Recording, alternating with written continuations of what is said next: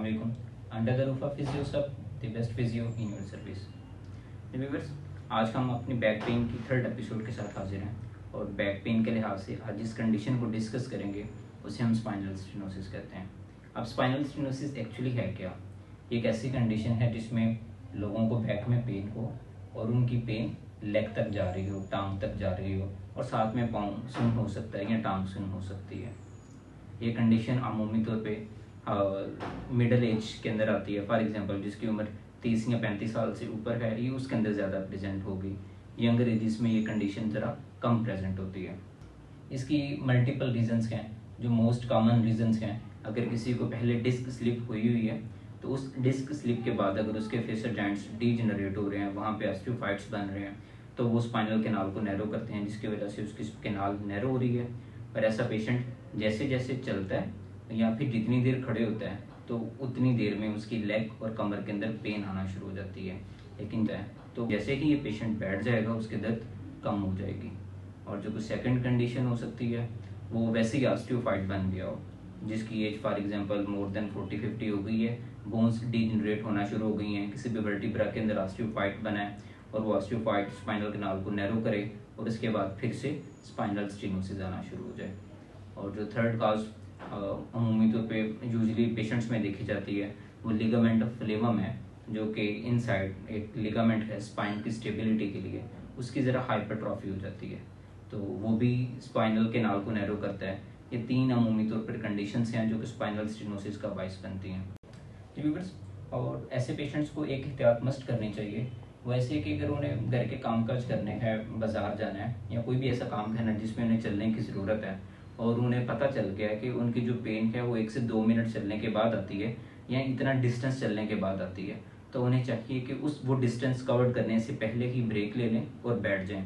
जैसे ही वो बैठ जाया करेंगे तो उनकी पेन रिलीफ हो जाया करेगी, या फिर उस डिस्टेंस को कवर करने से पहले ही बैठेंगे तो स्पाइनल कैनाल फिर से थोड़ी सी मजीद ओपन हो जाएगी और मजीद इतना डिस्टेंस वो ट्रैवल करने के काबिल हो जाएंगे। तो आइए फर्स्ट एक्सरसाइज की तरफ चलते हैं, जिसको हम विलियम फ्लेक्शन एक्सरसाइजेस कहते हैं या नी टू चेस्ट एक्सरसाइजेस कहते हैं। ये एक्सरसाइज स्पाइनल कैनाल को ओपन करेंगी। जस्ट सिंपल हुकलाइन पोजीशन है और पेशेंट बारी बारी अपनी लेग्स को, अपने नी को अपनी चेस्ट की तरफ मूव करेगा। इसके लिए जस्ट अपने हाथों से नी को पकड़े और स्लोली मूव करें अपनी चेस्ट की तरफ, जितना आसानी से मूव कर सकता है उतना, और वहाँ पे स्टे करें कुछ सेकंड्स। हम यूजुअली तौर पे 6 सेकंड्स का स्टे करवाते हैं और 10 रेपिटेशंस। इसी तरह से दूसरी लेग को भी 6 सेकंड का स्टे करें और 10 रेपिटेशंस परफॉर्म करें। जब इन दोनों की 10 रेपिटेशंस परफॉर्म कर चुका हो फिर इन दोनों लेग्स को इकट्ठा,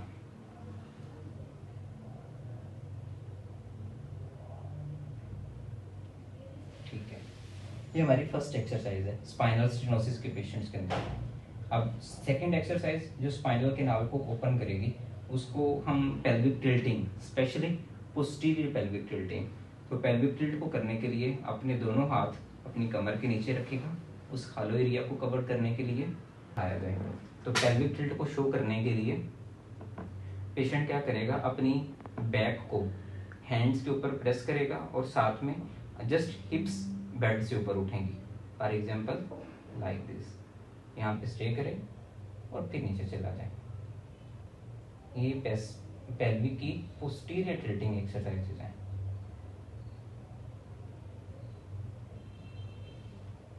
और इधर भी 6 सेकंड का स्टे करें और 10 रेपिटेशंस परफॉर्म करें और पेशेंट फिर से नीचे चला जाए।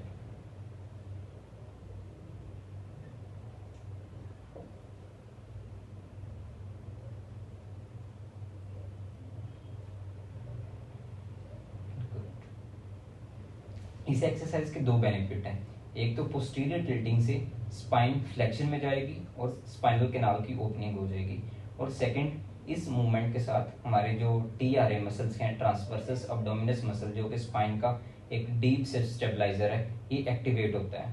तो इसकी स्ट्रेंथनिंग भी हो जाएगी और साथ में जो स्पाइन की फ्लेक्शन बाइस्ड मूवमेंट है वो भी हो जाएंगी। ये 2 एक्सरसाइज हो गई। अब थर्ड एक्सरसाइज ऐसे पेशेंट्स जो करेंगे, सिंपल फिगर ऑफ 4 बना लेंगे और उसके बाद दोनों हैंड्स अपने सर के नीचे रख के और थोड़ी सी रोटेशन, बस एहतियात ये रखनी है कि एक्स्ट्रा स्ट्रेच ना प्रोवाइड करें, जस्ट रोटेशन। जिस साइड पे पेन है उसके अपोजिट मूवमेंट होनी चाहिए। फॉर एग्जांपल अगर लेफ्ट साइड पे पेन है तो लेफ्ट साइड पे रख के, क्योंकि जैसे ही हमारे दो वर्टिब्रा रोटेट होंगे, रोटेट होने से कैनाल थोड़ी सी ओपन हो जाती है। बट एहतियात ये रखनी है कि अगर आप एक्स्ट्रा रोटेशन देंगे, एक्स्ट्रा स्ट्रेच देंगे तो नुकसान भी हो सकता है। ये थर्ड एक्सरसाइज है। और जो लास्ट एक्सरसाइज है ऐसे पेशेंट्स के लिए वो ट्रैक्शन, और ट्रैक्शन के लिए स्पेसिफिकली एक ट्रैक्शन बेड होता है हमारे पास अवेलेबल है। हम उस पर ट्रैक्शन फोर्स लगाई जाती है ताकि ओपनिंग हो जाए।